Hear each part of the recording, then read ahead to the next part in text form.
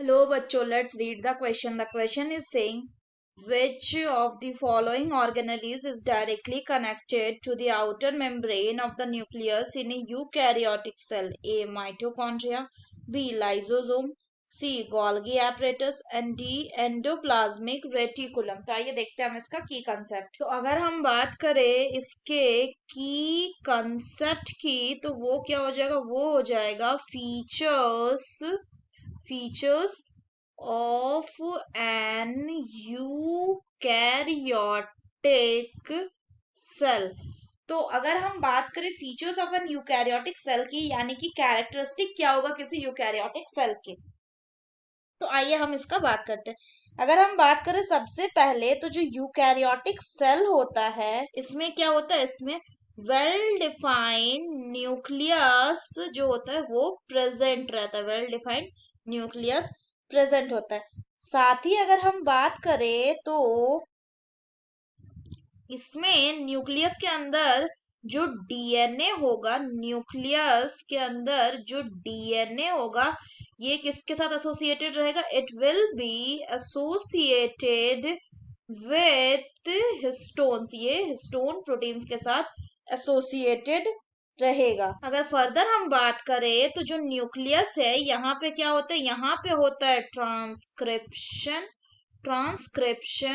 And replication, transcription and replication. अगर हम आगे बात करें तो जो ट्रांसलेशन प्रोसेस है ये कहाँ होता है इन केस ऑफ यूकैरियोट, ये होता है इन दी साइटोप्लाज्म। अगर फर्दर बात करें तो इसमें क्या होगा कि इसमें माइटोकॉन्ड्रिया एंड साइटोप्लाज्म में माइटोकॉन्ड्रिया एंड साइटोप्लाज्म दोनों में क्या प्रेजेंट होता है, दोनों में प्रेजेंट होता है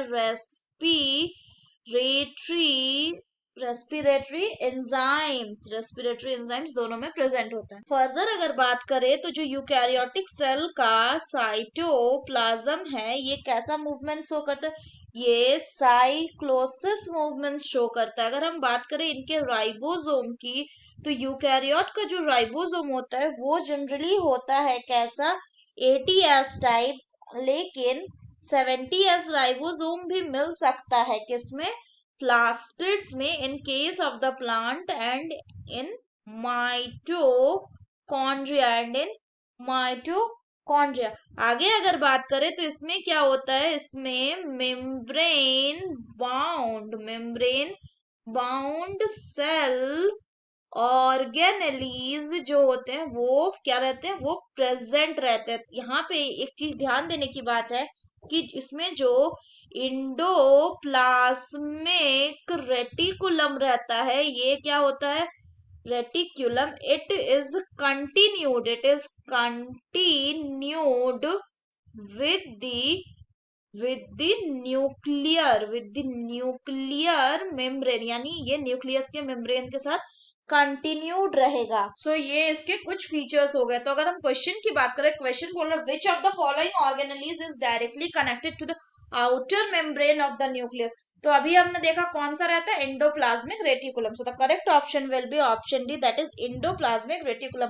अगर हम फर्दर बात करें एंडोप्लाज्मिक रेटिकुलम की तो जो एंडोप्लाज्मिक रेटिकुलम है वो क्या करता है, ये दो तरह के होते हैं, एक होता है स्मूथ एंडोप्लाज्मिक रेटिकुलम और एक होता है रफ एंडोप्लाज्मिक रेटिकुलम। जो रफ एंडोप्लाज्मिक रेटिकुलम है इसमें क्या होता है, इसमें राइबोसोम जाके अटैच हो जाता है और इसको रफ अपीयरेंस देता है। अगर हम बात करें एंडोप्लाज्मिक रेटिकुलम का तो इनका क्या फंक्शन होता है, इसीलिए हम कलेक्टिवली बोलते हैं कि जो एंडोप्लाज्मिक रेटिकुलम है ये कैल्शियम के स्टोरेज में मदद करता है, प्रोटीन के सिंथेसिस में मदद करता है, लिपिड के मेटाबॉलिज्म में।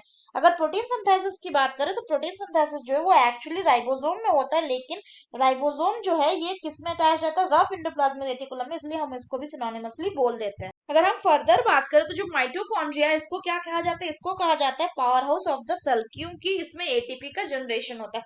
अगर हम बात करें लाइजोसोम का तो लाइजोसोम होता है, लाइजोसोम के अंदर क्या होता है, इनके अंदर प्रेजेंट होता है हाइड्रोलाइटिक एंजाइम। और ये किस में मदद करता है, ये काम करता है as a digestive system of the cell, so it serve as both degrading material taken up from outside the cell and to digest the obsolete component of the cell itself। अगर बात करें गोल्गी एपरेटस का, तो Golgi apparatus जो है ये protein के sorting में, वेसिकल के ट्रांसपोर्ट में मदद करता है। So that's all for the question बच्चों, hope you understood it well, best of luck.